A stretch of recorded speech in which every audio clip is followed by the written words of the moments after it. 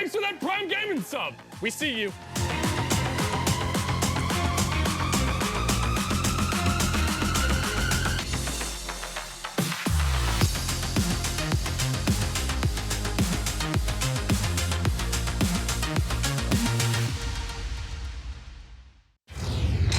Back to Welcome back to SMITE Spring Masters. And thanks for watching. We see you out there on Twitch. We did it backwards. Shout out to Amazon Prime for sponsoring us here this year. I promise you won't regret sponsoring us here in SMITE Spring Masters and in the SPL here in Season 9. You already saw that whole list of games you get free this month with Prime Gaming. You also get free Twitch subs, free games, free Amazon delivery, a whole lot more. So if you're not already a Prime Gaming subscriber, make sure to jump on in and grab that and a bunch of other awesome benefits for yourself. Shoutouts to Prime Gaming for powering us here this year in Season 9. Mifflin, obviously, already with me for our second matchup of the day, SPL versus SEC. Yeah, I'm pumped, man. And it's exactly what I was talking about a little bit earlier this week when I said this is my favorite style of event, the SMITE Masters, when you get to see these teams that have been struggling and vying for a position in the SPL, finally getting to line up against the guys at the top of the top. Well, it didn't go so well for the first squad, but maybe the Kaolin Wardens can do what they couldn't. Looked, a little shaky at first for the Valkyries, right? For a moment. For a moment, you're Benny's wondering. Like 0-4. Right, you're wondering if the Hounds are going to be able to get something done. Wardens, a sneaky, interesting team.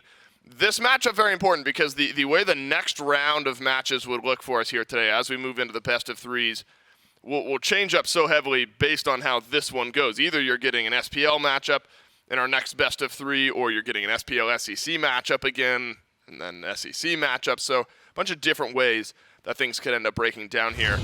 And Miff, part of me is hoping, look, and this is nothing against any of the SPL teams we have we're here. going to get a bias right here.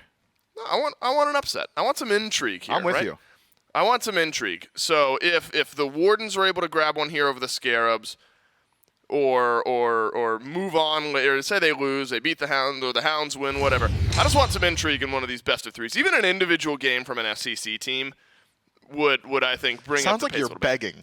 Just one game, please. Just a little bit of intrigue. A crumb. A morsel. A morsel of intrigue. Well, if this goes as we think it should, yeah, we're off to a great start. The Scarabs would then end up facing the Valkyries. One of those teams would be in a knockout match a little bit later on. But if the Kaolin Wardens have it their way, they will beat the Solar Scarabs here, but that is a tough task. That said, the Kaolin Wardens roster, this is like your third seed North American SEC team that has overcome all of those odds, moved themselves forward here into our fourth day of play. Relentless One, Sino, Maswal, Gino, and Griff absolutely deserve to be here, Miff, because as the meta shifted around and changed, this Wardens team seems to have figured out their own personal meta, especially in mid, especially in jungle, and they've made it work. Yeah, the Kaolin Wardens are a squad that are very, very talented, and I'd argue to a certain extent they may have just decided to be the third seed in North America. Honestly, you're not wrong. I mean, like, just looking at the pedigree on some of these people. I mean, world champions, world champion MVPs, tons of SPL talent behind them. Sino, Maswal, Gino, all these guys who've been playing competitive for an incredibly long time at the highest level. It was surprising to see that they weren't quite able to get the ball rolling during the regular SEC season, but every time we interview them, every time we get the chance to talk to them, they're like, yeah, we're just showing up. We're just playing SMITE. You know, Miff, I think the Kaolin Wardens may actually be the only team that I've ever seen that embodies your mentality of like sometimes choosing to win or lose games. You know how you say like if you ever lose, it's because you've chosen to lose. That's your saying, right? Yeah, I mean, if you wanted to win, you would have. Right. And so I think there are times during the regular season where the Wardens have kind of just rolled out of bed, seen how their game's gone, just done enough.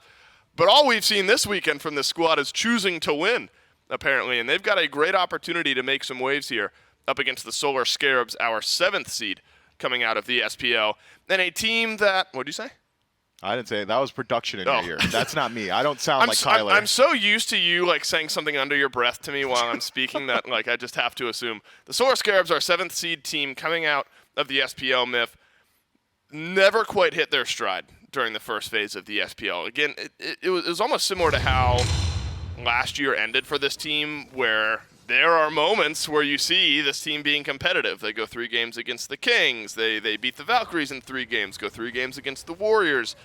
So there's some intrigue with this squad, but only able to close out their set up against the Valhalla Valkyries. Certainly have some room to grow. Yeah, and the Solar Scarabs have always been that team, that squad of, okay, if they could just get some consistency, if they could just play to their potential, they're going to be at least a middle-of-the-pack squad or a team that could compete with the top, but maybe some roster changes throughout the seasons have slowed down that potential from finding itself. Feels like with Scary Dean now in the Soul Lane used to be Solo or Troll. It's not as if it's a major downgrade or anything along those lines, but it is still trying to figure out how to play around a new guy. Yep. How well does he fit in with the team? And I think that has slowed them down a fair bit. But the Solar Scarabs, through and through, are a highly competitive group of fellows. They are always looking for the victory. They're always trying to find anything that'll give them a slight advantage in a match. The Scarabs scream to me that they want to prove that they belong in the SPL, and there might legitimately be more weight on the Scarabs and the Valkyries by that matter just to win these games. Right. Because if you look at some of these SEC squads, you see that old guard SPL talent that I think we could all say has maybe relaxed a little bit over the years, still bringing the fight to these squads. It's not a great look to get knocked down. Now, I use the word Scream, and I actually want to pick up there with Scream because we have seen Jungle driving some of the pace here this weekend, whether it's shorter games or longer games, more of the latter. Scream has played an eclectic assortment of gods in the last few games that we saw this Solar Scarabs team play. Morgan Le Fay is the most recent god Scream has played out of the jungle. Bakasura, Iset, Naja, Osiris, Thor. And so I actually think this is a super intriguing jungle matchup as far as picks and bans go, Myth, because Sino has sort of settled down a little bit. Been a lot of Mercury, but also Scotty. Nemesis has been important. Arachne made an appearance earlier on here this weekend. And so we have seen variety from Sino, and in the past we've seen variety from Scream. And the Kings. And the Kings. He's out of the Soul Lane there for the Kings. And we'll see variety next weekend. You will. I won't. Okay. Unless I'm watching. Scream and Sino, I think, could be an interesting thread to follow through picks and bans. Yeah, I think that is likely where a lot of the action is going to be rooted. Sino has generally been the initiator for his team, generally the guy who's getting the ball rolling for his squad, and the exact same can be said of Scream on the other side. But curious difference between these two teams is when you think of the Wardens, it's, okay, Sino's always doing something, but he's not the top performer. He's not the highest performer as far as killers are concerned. Curious. It's actually Maswal out of mid with 4.6 average per game, whereas on the other side, an incredibly high performer and very high on the average for anybody in the SPL, Scream averaging 6.57 kills per match.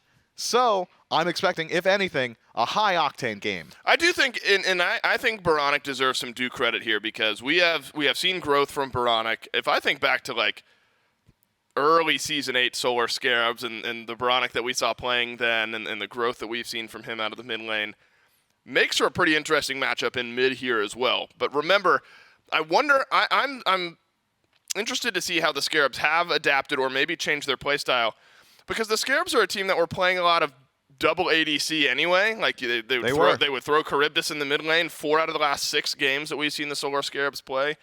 Baronic had Charybdis in mid. And so I wonder how much adapting this team really even had to do. It's interesting, right? As metas change, a lot of teams will either find that it suits them or it's something that they're going to have to adapt to. I'd argue 9-5. Probably one that's going to help out the Solar Scarabs a whole lot. The guy on your screen right now. The main reason I'm bringing that up. That is young Bobby, a.k.a. Inbound, the support player for the Solar Scarabs. He is generally the player on the Scarabs that will fall down for first blood, be it over-aggressive positioning or overextending to try and steal away some buffs or maybe just overzealous aggression. But in 9-5, it is nearly impossible to die before level 3. Which you realize what you've done now. Which means, well, I may have cursed him, but I think I trust Bobby to have cleaned up some of that aggression. And I feel like this meta, as you already said, will fit the style of draft that the Solar Scarabs have been apt to go towards even in previous patches. So this could be just an empowerment for the Solar Scarabs. They could just come out much better than what we're used to seeing. Well, if the Solar Scarabs are able to get Yemoja for inbound, which a lot of teams have been looking for this weekend, not much will change for Bobby. 4 out of the last 6 games have been Yemoja. And then 1 Warrior support game for inbound. Can you tell me? No, you don't get to look it up on your Alienware PC. Can you tell me? Are you already looking at it? No. At inbound? Ask me. Ask me the Who is question. the one warrior Inbound has played in support in the last 6 games? It's just gotta be Amaterasu, right? Like that Sure just was. screams Inbound. And what kind of KDA do you think that had in that game? Oh man, if I had to guess, it wasn't super impressive. I seem to remember him at least affecting 1 kill. So Yeah. how many deaths But I think it was it? an assist that he affected in that game. Okay, so if it was just an assist, thank you for giving me that hint. Maybe 0-4-1. God, just spot on, Myth. It is Oh, unbelievable let's go. how on it you are today. Inbound, yeah, 0-4-1 on the Amaterasu support, which we saw a little bit earlier on. But a bunch of Yamoja, a little bit of Terra in there as well. Gino has played Terra at least once in the last 6 games. Yamoja's been in there as well. Kumbhakarna, Fafnir, Kabrakan, Kepri. And so a healthy variety of picks over for Gino. I think solo lane could be important here. Relentless One has played some Bastet, some Osiris, things like that. And Scary D Myth on the return to the SPL. Obviously, things haven't been quite as smooth for the Solar Scarabs. But Scary D has played some more aggressive style picks, a couple of Kabrakan games, but also Cthulhu, Chalk, things like that. I think Scary D is really going to have to adapt some of those picks and bans here this week. And live in studio with the squad. So hopefully a boost here for this team. Yeah, Scary D now finally allowed to play with his team as a full 5-stack, so you got to think communication is going to come a little bit more easily. He can have his voice heard a little bit more so in picks and bans, so should be They can't a just turn slight him down boon. on Discord. Yeah, I'm pretty sure they mute him sometimes. I feel like Scary D just gets some lock-ins that he's not exactly happy about. But speaking of Scary D's God Pool, of the last 6 games, 4 of which playing Guardians, I think in current meta, despite what Reddit, despite what Twitter, despite what Twitch chat will have you believe, Warriors are... You said 3 things that I ignore anyways. Yeah, despite all that, all the misinformation and propaganda that has been spreading there, Warriors are incredibly strong, and you don't need to look any further than Scary D's opposition on the other side. Relentless One has been just that. One guy who has been relentless. He has been dominating on the picks like Osiris that can utilize the Bumba's Hammer. The survivability of these Warriors with his new age style of build is just ridiculous. So I want to see Scary D play something along those lines. When I think of Scary D's Warrior selections, I mean, Tyr immediately jumps to my mind, going all the way back to Season 2, things like the Von Mana as well. But recently he has been largely playing the Guardians. I'm not sure that Guardians have got that same level of pressure that I've already seen from the SCC, but that was SEC versus SEC. Now we've got SPL versus SEC. Might be that I just got, again, some misinformation, but from our, amateur talent. But it's only misinformation until they're saying something nice about us, right? I mean, if it's nice on Reddit or Twitter. Well, that's information. That's information, right? Course. Anything else is probably misinformation. We've only gotten 1 game worth of SPL versus SEC, so it's hard to glean too much from that myth. Did the pacing feel like it picked up to you? I feel like we've heard rumblings that for some teams the SPL style of scrims have been going a little bit faster. Wasn't a super long game from what we've seen here this week, but felt like the Valkyries versus Hounds was a bit more of an active game. Yeah, it was. They had a lot more kills throughout the early, but as far as actual gold and experience separation are concerned, it was about the same. 15, 16, 17 minutes of the game, generally where that pace starts to pick up and you can start looking towards these neutral objectives. Felt like, to me, that really was a match, the last one that is, that was dictated by experience. Even with the Hounds getting a pretty sizable kill lead throughout the early, they weren't quite able to separate themselves from the SPL talent. Macro play, greater Scorpion control, Tonemaku control, just general neutral farm, still favoring the SPL, which has been a through thread throughout the years. The SPL just very good at min-maxing the map, so we'll see if that rings true here yet again today. I would say that the Solar Scarabs not one to play the macro slowly. They are definitely a team that gets their lead from kills. Wardens versus Solar Scarabs into P's and B's for game 1 of 1. Kleedna taken away by the Wardens. I do think I want to give a we basically made our way through all of the roles here, so I do want to give a shout to Stu. I think Stu has also very much improved his game, and the dual lane has looked stronger for the Scarabs at times. A hindrance or an asset, you think? Well, I think that was it was never a valid.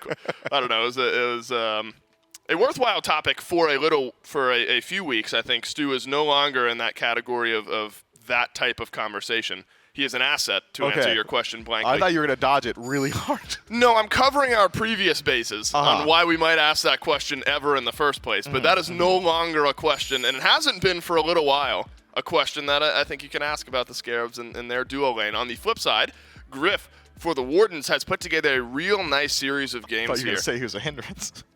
On the flip side, Yeah, Griff on the flip side, dragging this team. Griff, who has gone 7-1-2 and 8-0-6 and that's pretty 5-3-6 and Okay. 8-0-5 and 2-0-3 in the last 6 games. Yeah, it's a real hindrance type of KDA there for the Wardens. I think dual lane matchup also going to be very, very intriguing here in this one.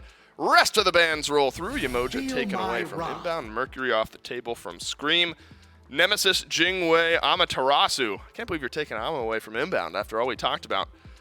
The Solar Scarab's taking it away from inbound himself. But that's going to leave Rom open for first pick. Yeah, Rom just plug and play, very strong god, utilizes the new Hunter build very well. Anybody that's got an attack speed stim has essentially just gone up a couple of tiers in the Hunter role just by nature. Oh, hey, look, that's Sino. Sino made it into studio. Dude, that's the proof, by the way, that they are playing against legends of Solar Scarabs. That is Sino. Again, a world champion in his own right. Rom fits this draft, or any draft really, just very well. Plug and play, doesn't really need a composition built around him. But that Amaterasu ban, I know you were being glib, not aimed at inbound from the Solar Scarabs. Yes, Relentless One has had that banned out against him just about every game. Yes, Relentless One, too good on that pick. Yeah, never let joking get in the way of actual analysis. That's a cardinal sin that I've made. Izanami, Erlong Shen picked up for the Solar Scarab, so pressure already for what we assume to be Stewart over in the duo lane, and then Erlong Shen has been a setup-style god for Scream out of the jungle, a strong pick for the Solar Scarabs. But Myth, not a pick in the Erlong Shen that we've seen that much of. Maybe like day one we saw an Erlong Shen pick or two, but haven't seen much of it after that. Yeah, with the rework to Erlong Shen, I thought we'd see a whole lot less of him in general, and when he was locked in, I'd expect him to go over towards the solo lane. But it seems like these junglers are holding on to the last remnants of their god pool. They won't allow Smite Dev to take something away from him, and Erlong Shen has remained in the jungle. As I say that, could be solo. I mean, if we want to go by history, that Susano could also be mid, could also be solo, could also be in the jungle. Decent flex potential between every single one. But the rework of Erlong, the major change, the largest difference, is that turtle form. No longer having the knockup means that it's much, much more difficult to apply ganks, to find consistent CC. You really are just, hey, I'm going to 9 turns Blessing, I'm going to Mink form, and get really fast and auto attack and win the majority of my trades. But Lifesteal built into the first ability means that Erlong Shen really is good at auto trades, which is why I'd hypothesize that we'd see him a little bit more often in the solo lane. The Posh for Maswell has had a pretty decent win rate for the Wardens here. Out of the last 6 games, been 3 Posh games for Maswell, 2 of them wins, 1 of them a 5-2-7 KDA. Paired with the Kumbhakarna for the Wardens, that is something that we shouted out Gino, having played a couple of times here so far this weekend. The rise of Kumba has been here, Myth, and could be some good setup for Rom snipes, Opwash damage, things like that. And he's got a pretty strong matchup into Erlong Shen and Susano. Erlong Shen has to channel that ultimate to apply his heal, or has a channeled first ability to empower his auto attacks. Mez or Epic Uppercut can kind of mitigate some of the strengths there. Susano in particular is very telegraphed when he's charging up that ultimate. He literally spawns a tornado that gets larger and larger. If you Epic Uppercut or Mez Susano during his charge, he can no longer affect his own aiming. He is only looking the direction that he is, which means that you can kind of force some whiffs from the Susano. So I think Kumbhakarna has been strong in his own right, but certainly has got some great counter matchups against what the Solar Scarabs have brought. Could be an interaction we see later on here in this set. Izanami, Erlong Shen, Susano, aggression from the Solar Scarabs. And the second wave of bans roll through. Khepri and Geb both banned away from the Warden, sensing inbound. Obviously still needing a pick, unless we saw something super strange from the Solar Scarab support. And then an Osiris and a Scotty both banned away. And both of those, don't get it twisted, centered towards Sino out of the jungle. So how about that, Myth? The Scotty jungle threatening enough from Sino to warrant a ban. Yeah, I'm not convinced on the Scotty jungle. That said, I was one of the major detractors of ESET jungle from Sino when he was on a tear during the regular season, so I suppose Sino should just earn the respect and should earn the benefit of the doubt with some of his more That could just be like picks. A catch-all ban. Like they didn't have something they like really wanted to ban. And we've seen the Scotty. All right, might as well get rid of that. Yeah, it could be. Yeah, even just looking at the composition, I feel like Scotty would have gotten dominated by what the Solar Scarabs have already locked in. Susano and Erlong Shen, both great matchups into that pick, but if you don't want to feed the hot hand, air quotes hot hand, it's a fine ban. It's better than a pass. Better than a pass. You're right.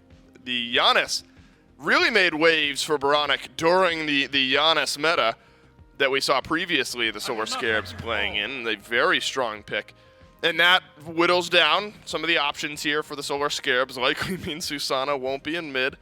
So I think that shows probably Susano jungle Erlang Shen out of the solo lane. Guan Yu plus Kali for the Wardens myth.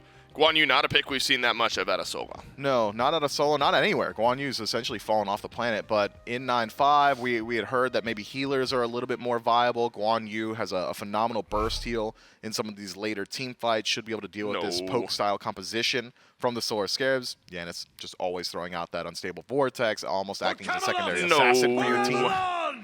So it is something weird for Inbound. It's got to be Erlang. It's got to be support. Erlang Shen, right? It's got to be Erlang support. All right. And that makes sense, considering how much you're allowed to fight in the early. Talk yourself into it. Yeah, I'll try my best. It's not consistent CC. You're really reliant on Pin and 9 turns Blessing, but you've got so much power built into the kit that you are allowed to play bully. Rom in particular probably going to struggle to escape. Once you rotate towards mid, Erlang Shen can just be a secondary jungler for your squad, but this is a very high execution composition from the Solar Scarabs. You don't have that just catch-all initiation, or, well, you do. It's a blink 9 turns Blessing, but you only have that once a minute or so. King Arthur generally single target in his CC. You don't have a standard mage in mid. Very curious comp from the Solar Scarabs. I feel like this is a draft that is going to fall off very significantly come team fight phase, but that's a style of play that the Solar Scarabs are very used to playing. They love playing for that early game aggression, and this is a draft that can really bring it for them. Yeah, this Scarabs team loves to scrap. King Arthur for Scary D, seeing once in the last 6 games, it was the one win over the Oni Warriors in the set that the Solar Scarabs took the Warriors to all 3. And King Arthur went 4-1-14 in that game for Scary D. Have seen a bit of a rise of King Arthur. Feels like that slots a bit into Scary D's playstyle. You can play a little bit more aggressively, still facilitate, but also sort of a floating utility piece. Aggressive, can be defensive, get in, get out, those styles of things.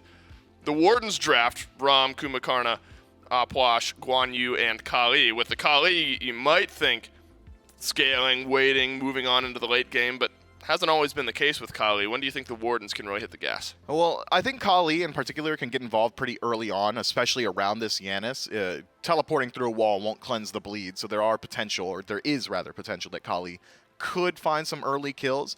But the Wardens draft screams to me just, we're playing for team fight. That is really all it is. The Apwash, phenomenal at controlling space. Guan Yu, very good around elongated objective team fights, dances around the Fire Giant or the Gold Fury. I don't need to sing the praises of Kali's scaling. We all know what she does post 25 minutes. I don't. What she do post 25 minutes? Chainsaw. A lot of auto attacks that proc a lot of in-hand effects. The same could be said of Rom now as well, but you could toss in-hand effects and crit onto that pick. So the Solar Scarabs really have got the onus. Pre-25 minutes, I want to see them pressuring objectives. I want to see them pressuring this mid lane Apwash.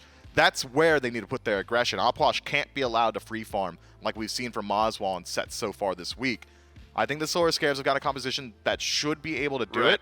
So now the onus is on the Wardens to withstand that storm. Yeah, this mid lane matchup, so intriguing. Apwash and Giannis going toe-to-toe out of mid. Who knows what Inbound's playing in support here. Game number 1, Solar Scarabs versus the Wardens. And an Erlang Shen support. I mean, this is a bit of a throwback row. Back when Inbound kind of first made his way in towards the SPL, this is one of those picks that he really loved going back towards. Now, then again, this was also in a much dirtier Erlang Shen time when the cripple was still kind of on that pin, was a very dangerous threat.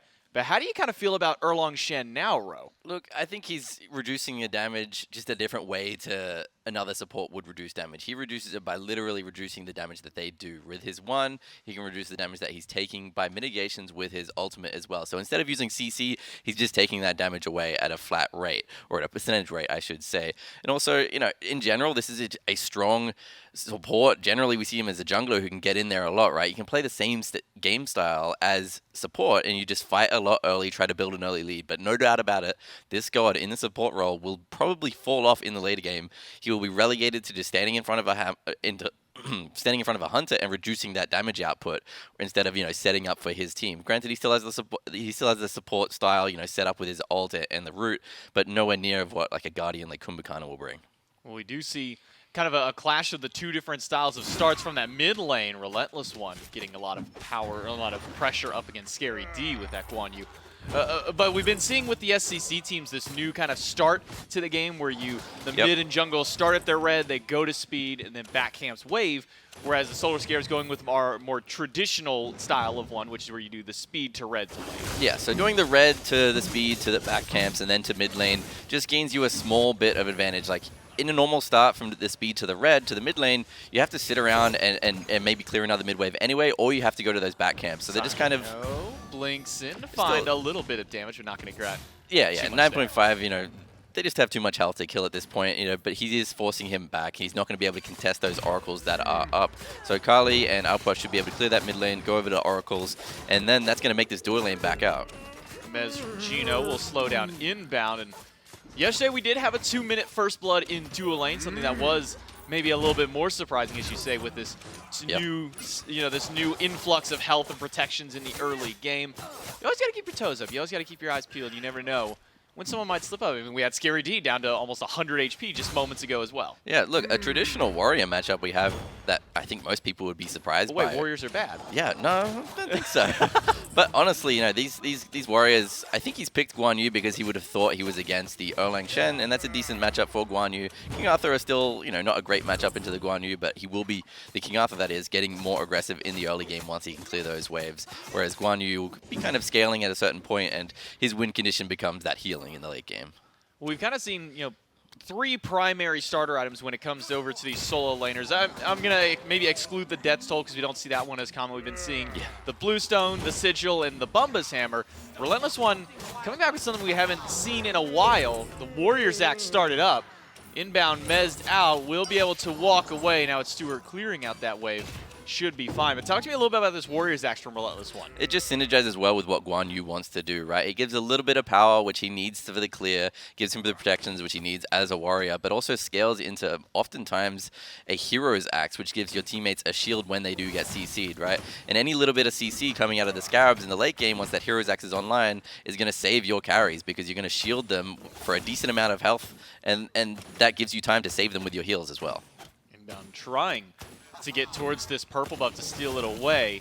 He's going to have to time this one very well. A good mez should be enough, but it's not going to be enough. Inbound does steal that one away. Pops the Horrific Emblem to keep Griff back, and a pin will force the roll away. So Solar Scarabs get a little bit out of that.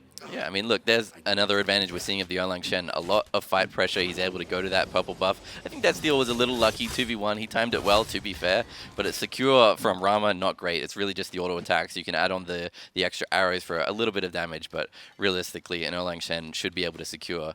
Then again, it was 2v1, so well played by Inbound. And now a little bit of wave freezing over in the dual lane. That's something that we don't see like at all this early in the game, but Solar Scarabs seeming to set up for Scream, who's making a rotation over. Level 5 already on the Susano. Could make a very early impact if Griff or Gino step too far forward, lose out on their dash. A pin will get the roll, and that's going to ability to blink. Now in, Griff goes down, Scream with the first blood, and all Gino can do is throw a mez way at the end of it to slow them out and keep himself alive. Solar Scarabs on the board first. Yeah, we're talking about increased health bars in the early game, but a level 3 versus a level 5 still, that isn't going to change much. So great job by Inbound and Stewart zoning that wave, Griff having to come all the way back up, and he's baited into Scream's hands, basically. An easy pull there. Bait out that roll, sets up for Scream to go right back in and pull him, I think, even still mid-roll during that one, so good on Scream. Perfectly played. To get this one going through. Kaolin Wardens a little bit behind to start this one out. A 1K gold lead nearly for the Solar Scarabs. Experience, though, still rather mitigated here. Only about 300 or so going over towards the Scarabs. Sino making up that difference a little bit. He's able to farm while Scream was, rotating for that gank. Scream didn't have to spend too much time there, which is lucky, and he did get the kill, but now he's getting to that level 6 point where he can, farm his speed buff. Now he's going to do, I imagine, green buff into red buff too. A rather interesting start from Gino here. Going for a Witchblade first item up against this composition. We typically don't see this till like 3rd, 4th item maybe on some solos or supports, but Round 2. Gino going for it right away. Yeah, look, I mean, auto attack speed slow against 2 auto attackers in your lane. That does make sense to me, but Scream's back for more. Scream waiting around the backside. Sino, though, level 7 on this Kali sees. Scream goes through, gets the blink, gets this damage, and some good return fire out of Stewart, but Sino is falling low, has to use Destruction. Baronic is now on the way, will travel through the portal. A good pin into a double portal is going to set up a lot of damage. for Stewart to take down Griff. Gino uses the ult to peel for himself.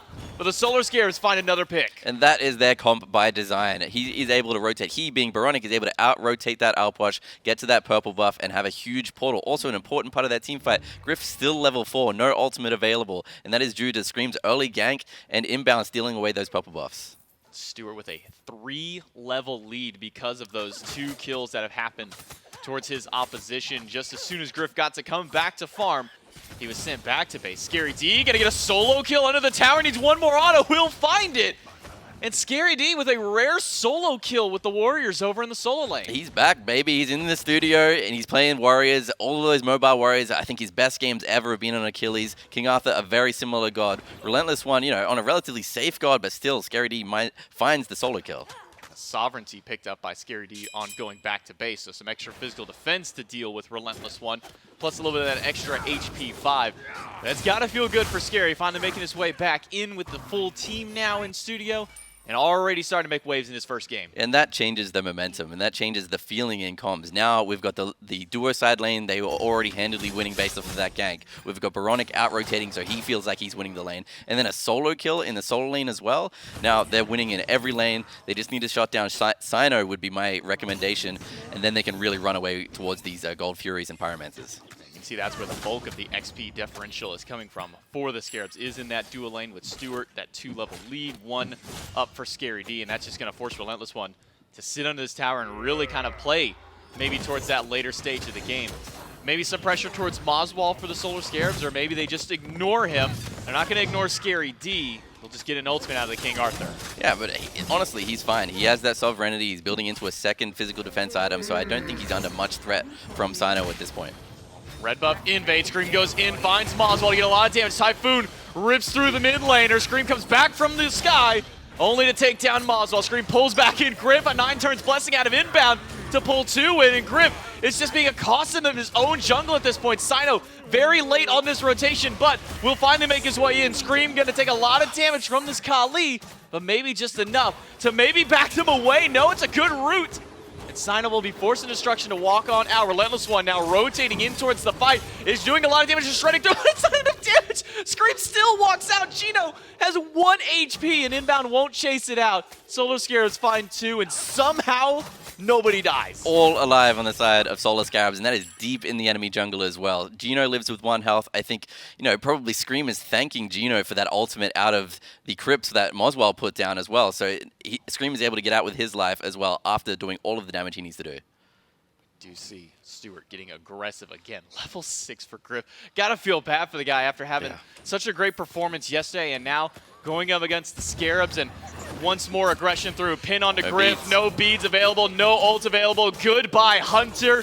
And hello kill for Stewart one more time. 2-0-2 for the Scarabs Hunter. Inbound playing this Erlang Shen very well, making sure you get those beads, get those ultimates in the last fight, and then he walks into the lane, easily ganked, just like a jungler would. You know, that's why he's playing that style of god in the support role, and he's doing that with the the slow relic to force relics on the other side in that regard as well. Scary D's got to run away because there's 3 people surrounding him, but does immune out the stun with his own ultimate. Will spin around. The Sov is keeping him alive for a little while longer. Double stun under the tower. Scary D should go down. 1 more auto. Somebody has got to grab Scary D. How is he still alive? Finally, Sino will take him down, but they end up losing Relentless in the process because of so. Scream now taking the 1v1 against Sino. Blinks back in, now walks away, with Moswell showing up, but yet again, Sino defensively ulting just to get out. Look, I can't imagine they're going to be back to that lane anytime soon. Scary D just far too tanky right now. Especially getting that Glad Shield. Griff doesn't get a play. By support. Griff doesn't get a play Smite today. That is the answer by the Scarabs. Griff does not get a play. Yeah, and that horrific emblem, it's still available as well. No beads. Ultimate back available for Griff, but honestly, you can't outbox. Well, you can't outbox inbound right now because he's ahead, first of all, but also because he's in an Erlang Shen. He's just reducing that damage that you're doing. So there's no chance, especially with 27 stacks on Griff right now, just no chance of him outboxing the support. He can't get any of his stacks going. Meanwhile, if you look at the opposite side, Stewart with that 4-level lead, a fully stacked Devourer's Gauntlet, has, I imagine, a decent bit of gold in hand to go back and potentially finish up this balanced blade, but it'll just be another purple buff invade. So not only does Griff not get to play in the lane. Not only does he not get to even walk to the lane, whatever chance he could have had to get some farm in the jungle is just being stripped away by the Scarabs. Yeah, he's barely even got a tower at this point. He's probably just counting himself lucky that that Trebuchet isn't coming as well, because I'm not sure he'd be able to deal with that. Scarabs do have one in the mid lane, which I imagine they will send sooner rather than later, because they're just playing this pressure playstyle. They're keeping it up. They've got 7 kills to 1 right now. 4K lead at 11 minutes. It's quite a lot for this meta we're seeing. Scary D. I still can't believe Scary D lived as long as he did in that last engagement, getting just enough energy to use not only the 80 charge ultimate, but the smaller one immediately afterwards to stun out 2 in the tower. A wild play by this guy, and this is something that the Scarabs have kind of been missing for the first part of this phase, is Scary D kind of playing up to this peak performance. I mean, last time we had Scary D on LAN, he was winning worlds, right? True. So that's why they bring him back, but he's being ganked again. So let's see if he can 2v1 this time. Well, it's only 2. It's not the 3. That was the big threat for him last time around. Does use the ultimate to pick up 1, but he has got backup with Scream and Baronic. Relentless, as soon as he crashed down, is gone. Moswell drops the crypt. But that's just a defense tool at this point. That is them telling the Scarabs, please go away. Yeah, I was going to highlight the fact that Scary D had no magical defense, but he doesn't need it. Moswell doesn't have a lot of damage right now. He's able to dash right out of that damage and basically didn't lose any health, whereas Baronic, on the other hand, is sniping from mid lane and hitting his target point blank. Griff doesn't have a tower anymore. You know, we were talking about how he has a little bit of a tower left, now does not have one to stand under except that tier 2, which Stewart will keep him pushed back towards. Pyromancer will go to the Solar Scarabs, and Stewart will continue to get that free farm. Yeah, that is not a great spot to be in. Is 5 levels down at only 12.5 minutes in the game. Yeah, and Griff's doing what the only thing he can do is just keep the wave at his tower so he stays safe, still collects a bit of farm. I can't imagine he's going to get this purple buff. If they're going to let him get that purple buff, that's just because they're busy doing Gold Fury. Over-under on 18 minutes, Griff having that Devourer's Gauntlet stacked. Look, I feel bad for him at this point, so I just hope he has it done by then. Hopefully by the 18 minutes. Purple buff stolen away yet again by the Scarabs. That's 3 stacks on that. He will not be able to grab. Gino gets pinned and has to dash away from inbound. Surprised that the Scarabs are not setting themselves up for this Gold Fury just yet.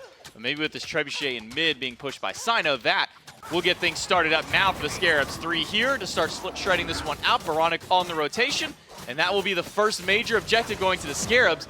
But that's the first objective, and it was already a 6,000 gold lead by that point. Yeah, we had Pyromancer just before that, but I wanted to highlight that's a great use of that Trebuchet. Have it pressure mid. Sino's busy clearing that. It's going to take him forever, and they have vision of Sino right there in the mid lane. They're able to safely pull that Gold Fury, knowing Sino is very occupied with that Trebuchet. So great use of it, instead just using it as a body and as a walking vision and keeping Sino busy so that they can pull an objective. Sino trying to get any farm that he can across this map just because there's nothing for him to get in left side. Griff still forced to sit at that tier 2 tower because that's the only place that he can safely get any kind of farm on the map, is the few minions that are allowed to walk to his end of the lane. Meanwhile, Relentless One has to sit back. He has not been able to do too much in this lane either. 0-4-1 for the Guan Yu. So now the question is, what do Scarabs do with their time? Are they going to look towards this solo tower that's almost down? Are they going to look towards mid lane? I don't think they're, hunting too many kills on these tanks, but they are hunting Sino, not allowing him to farm. Inbound again is huge right now, so he may just be able to survive this 1v3. Inbound W King does have the turtle form to try and get a little bit of defense. 41. Relentless will find the stun. Inbound should go down here, and he will indeed. Moswell getting the credit for the kill with that ultimate. Finally putting some pressure back towards the Scarabs, capitalizing on the over-aggression, but that just sets up for everything else on this left side for the Scarabs to take. Inbound decides, you know what, I'm dead here no matter what. I'm not going to use my ultimate. I don't need the mitigations right now. I'll save them for later. I don't mind giving 1 kill away. This is my mistake. I'll take it on the head. Okay, well, the good news is that Griff didn't have to wait till well over the 18 minutes or at that point. He does get those Devourer's Gauntlets fully stacked up here, just shy of 15. Scream does get in a little bit of danger as that Typhoon hits 2 with the snipes from Griff to try and take down Scream. Not going to be enough damage. Sino is slowed down so much. The snipe for Baronic almost gets Sino. Instead, it'll be Scary D who closes that one out and picks up a double for himself as Griff walks through. And Scream still... How is Scream still there? Oh my god. Look, I thought he had nowhere to go. Every dash he took, he was running into another enemy, yet dodges those abilities, and King Arthur eventually comes in and saves the day. Oswald gets a lot of his HP back that Scary D had stripped away from him with that rotation. But when level 16 King Arthur is roaming an enemy jungle at the enemy green buff, that kind of gives you a good highlight of the status of the game here, Ro. Look, Solar Scarabs came through the door today and they were saying no matter what, it's going to be 3 quick games, win or lose. And, you know, sometimes SPL players say that, you know, it's a fun thing to say, it makes things entertaining, but look, I believe them at this point. Yeah, if this is the pace that the Scarabs are going to go, which, granted, this is the kind of pace of play that the Scarabs like to play prior with the other SPL teams. The only difference is some of those other SPL teams didn't let it get to 6,000, 7,000 or more, you know, at this early on. Usually a lot of that was mitigated, but the Scarabs have not let off the gas. They have not taken their foot off the throat of the Wardens. Yeah, we're at 9,000 at 16 minutes. The Pyromancer will be coming up soon, so they can probably secure that. I can't imagine Kaolin Wardens defending that one. Sino just trying to find any farm he can. I think not just Sino, Griff is trying to get anything. Has finally gotten to level 12, so a second relic now available to the Hunter for the Kaolin Wardens, but it's going to be a little while longer until Gino is able to get there. He just now ticked over to level 11, and with how little farm has been left on this map, Kaolin Wardens, they're going to have a tough time fighting going into these next team fights with the Scarabs. So I imagine for them is going to be around the Fire Giant. Where do the Wardens find their success to try and get their foot back in the door in this game? Look, they need to just stall out Scarabs from doing anything. Maybe steal an objective, that would be great. I think Sino splitting Griff's farm right now, not ideal for Griff, that's for sure. Griff still doesn't have his percentage pen online, so I doubt he's going to be able to do much to these tanks whatsoever on the enemy team, especially if Inbound is reducing his damage output. Stewart still has that 5-level lead up, just hitting 17 on that wave, and one more purple buff stolen away from the Kaolin Wars. Well, maybe not 100%. Okay, no, 100%. Might as well just call it 100% when there's 3 of them there and one is a Giannis. Be able to grab that one away. Yet again, Griff denied more farm. Yeah, almost not even efficient for there to be 3 people there, but they're just completely taking it away from Griff, so he can never impact this game. So it's going to take him a long time to get to the point where he has damage on these tanks. He still has no crit whatsoever, still no percentage pen whatsoever. The one thing that he does have is kin size, but I can't imagine that's enough for him to rotate to this Pyromancer. No, Pyromancer should go down to the Scarabs without any contest from the Kaolin Wardens, and now we have pushed to that 10,000 gold lead for the Scarabs. Not even 20 minutes in. Gino goes in with a Blink ultimate. Not who he wanted. And that will do a little bit to Scary D. Relentless in the background, trying to get some damage back up against Screen. That puts him at half HP.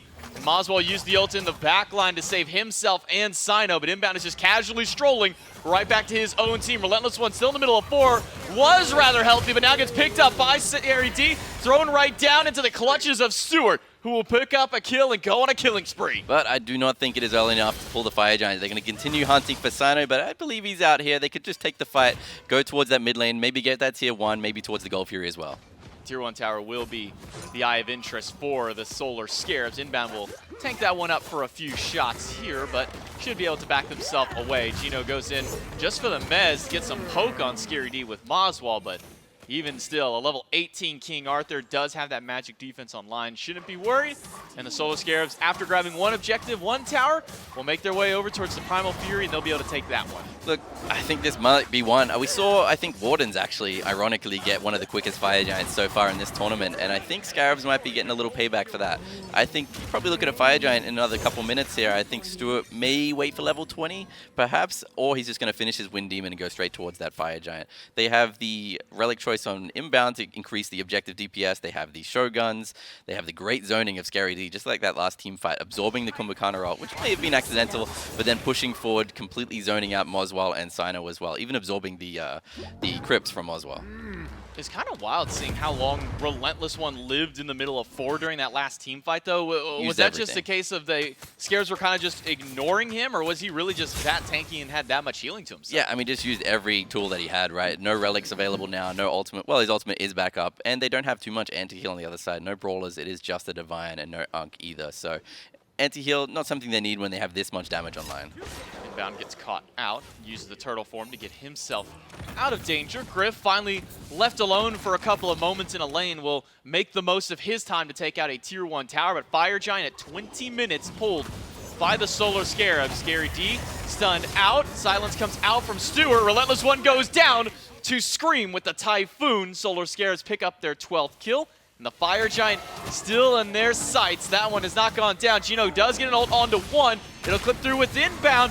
Meanwhile, Scary D is keeping the rest of them busy. Scarabs get the Fire Giant. Scary D gets out. The chase, though, is still on from the Wardens to see if they can find their solo. But they might want to deal with Inbound and Baronic, who have teleported their way right back into the fight as Baronic picks up Sino. Sino has no target there whatsoever, but he also has nowhere to go as they chase him down the mid lane and now onto Moswal as well. Moswal falls through the portal to his own death. Baronic with a double kill. Gino at 10% health, running away from Scream as fast as his little legs can carry him, just distracting the Solar Scarabs, who are in complete control this game. Griff saying in comms, sorry guys, I cannot be there. Trust me, it would not have changed the outcome anyway. He's able to find a little bit of farm. He's still 4 levels behind though, just like he was before. He's getting his crit online. He has the percentage pen, but look at these tanks on the other side. Gino got back up. He gets some of his health and mana, but he's still going to go down here. Just more so a nuisance for Scream, the fact that he had to kill him again right afterwards. But now no towers aside from that one in the solo lane left standing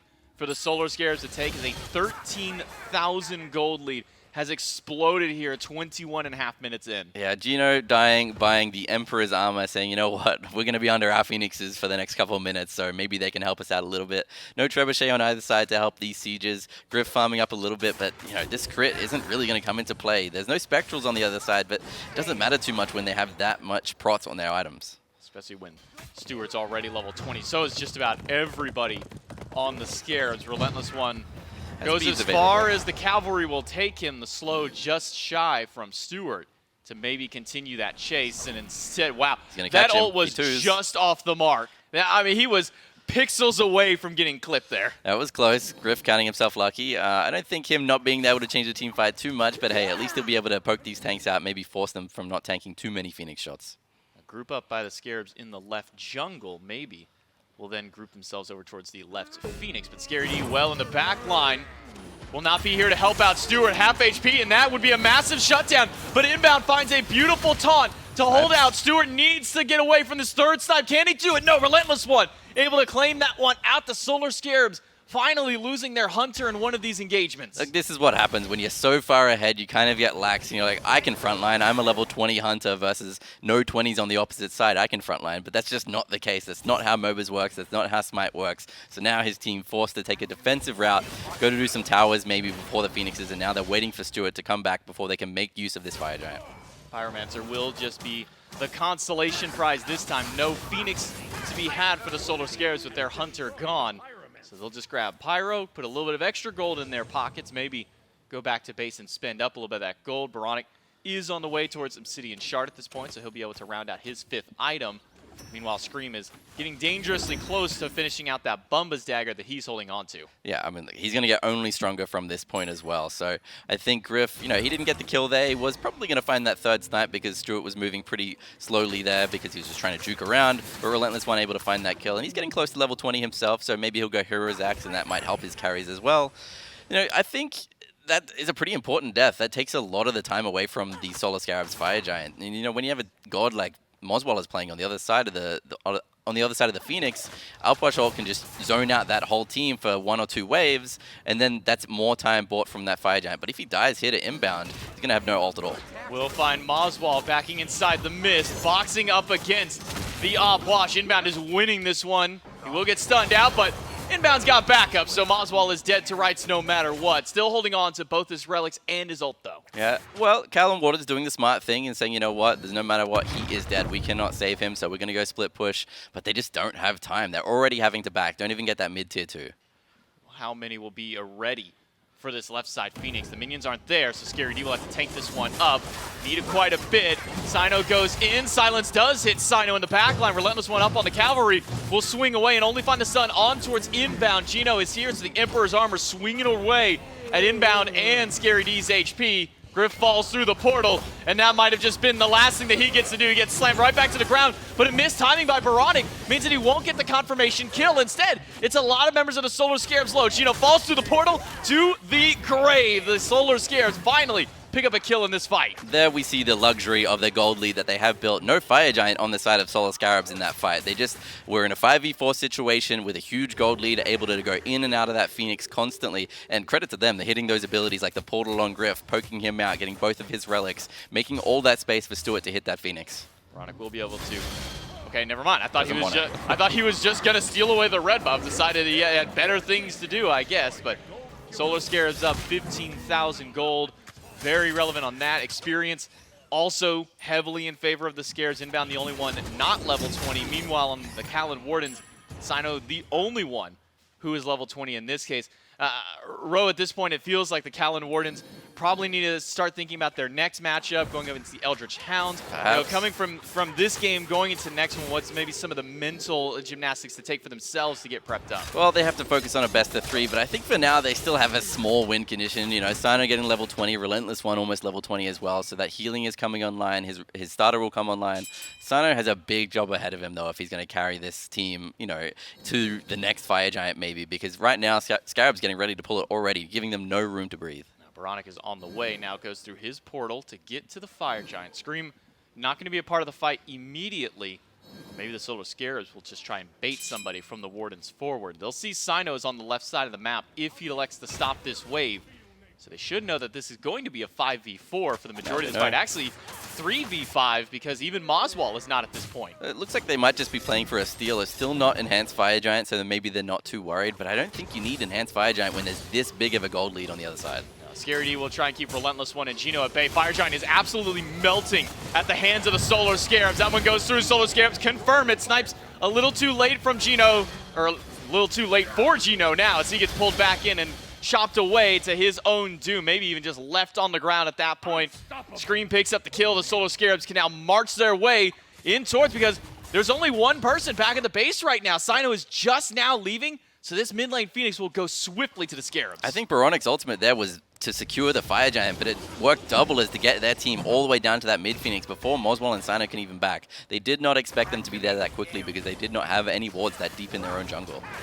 Scream and the rest of the Scarabs will clean up the last tier 2 tower on the map and make sure that that Titan is at its weakest state. Make sure that Sino is at his weakest point as well. He gets yanked back in, picked up, slammed down, and has an escape path over the wall. Close. Scary D almost grabs him with that overhead slash, but not going to find it.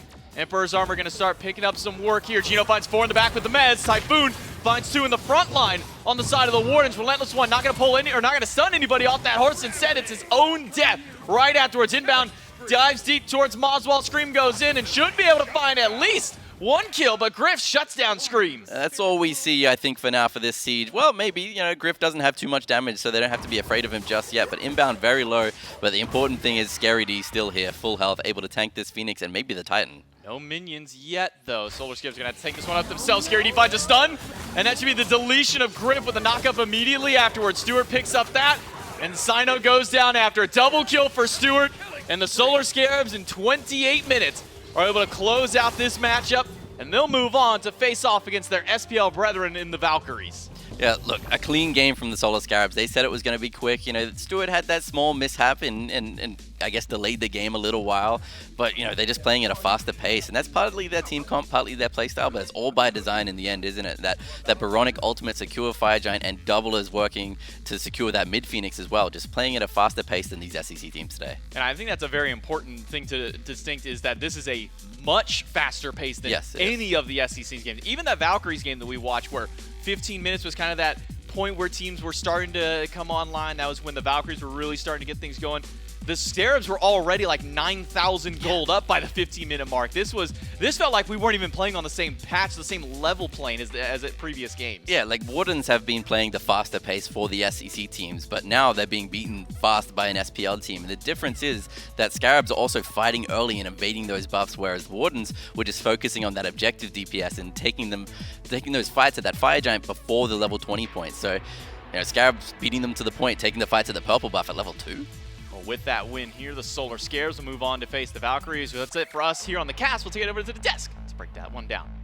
Solar Scarabs absolutely zooming here in game 1 of 1, and both SPL teams now advance. They will face off against one another, I believe, here in just a moment. And both of the SEC teams now fighting for their lives here in this tournament, best of 3s later on today. Myth, I think we expected a Scarabs win just because of pedigree, because of SPL talent, but this was a smattering of kills for really the first time we've seen it this weekend. Yeah, the Solar Scarab speed blitzed them. I mean, that's all it was. That was a blitzkrieg game. They went in and they set a pace that the SEC has not been able to keep up with, which is very interesting to see how 9.5 has affected like the speed culture, I suppose, between these two scenes. Generally, in 9.4 and patches of past, it was the SEC who were all about the faster pace, especially in North America, just controlling the early, playing for level 1 ganks, going towards the first round of invades. But since then, or at least throughout this event, it has been a lot more slower, a lot more methodical from the SEC in both Europe and North America.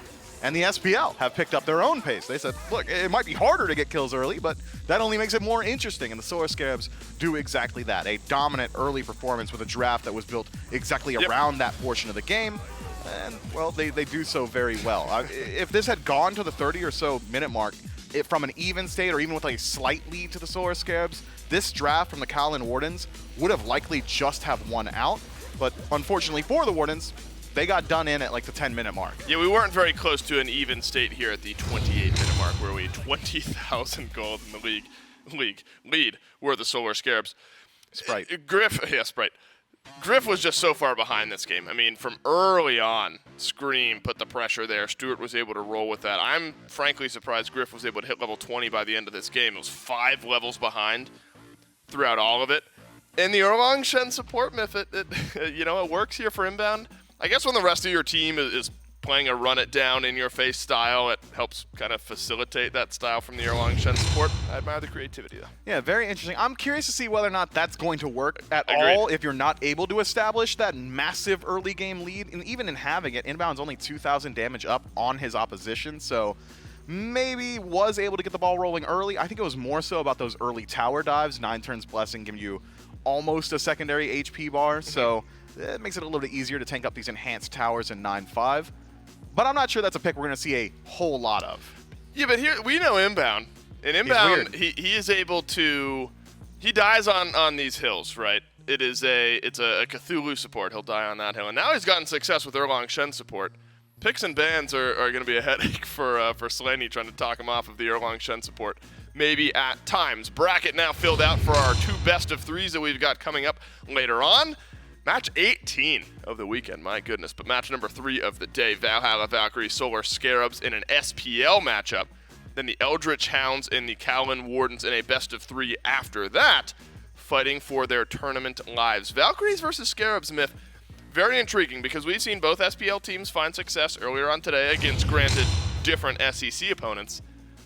But even with a relatively convincing win down the stretch from the Valkyries, some speed bumps along the way, but ended up getting the win anyway, the pacing of the Scarabs game was just so much faster. So how do the Valkyries and the Scarabs match up against one another? Our first SPL matchup of Masters, Valkyries versus Scarabs, coming up next.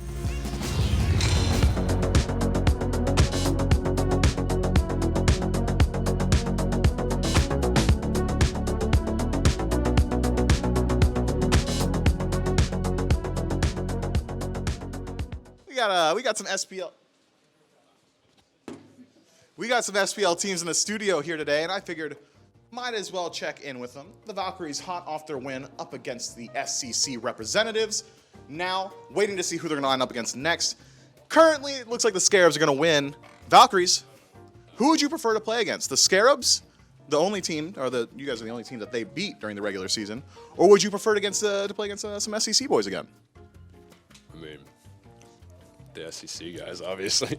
Who would I prefer? Yeah, the SEC guys. He doesn't seem pressed at all. Slamming some French fries. Hear me. Yep. Who's the best ADC on the team? Wowie. Is it close at all? Yeah, I think if Gamma's on the Apollo, it's pretty close. But other than that, there's no contention. All right, Kimmy, I want you to come over here with me for a second. yeah. All right, we're gonna do a little test here. It's called the Newlywed Game. Oh no. Who do you think Gamma's celebrity crush is? I don't know. Kate Upton? Okay, all right. And let's go ahead and check in. Gamma, you've got the whole gambit of Hollywood available to you throughout the entirety of time. Who would you like to spend your time with the most? Who is your celebrity crush? Easy Ryan Reynolds. Come on. Kirmi does not seem to understand his support whatsoever, but who do you think Kirmi's crush is? We'll see if this goes both ways.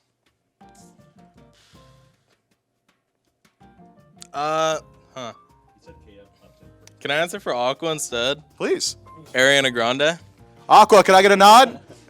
Yeah, looking like he's got it. All right. Tell me, bud. You got Ariana Grande and Aqua in a room together. She's talking to you. You guys are having fun at a party. She's laughing a whole lot. Are you backing off when you notice Aqua's really angry in the corner, or are you maybe like trying to seal that deal? I don't give a Nah, you can have her. You can have her, bro. You're a good dude. All right. Aqua looked like he was about to throw some hands for a moment there. Stakes high in the Valhalla Valkyries room. They don't really know each other very well, but they at least got each other's backs.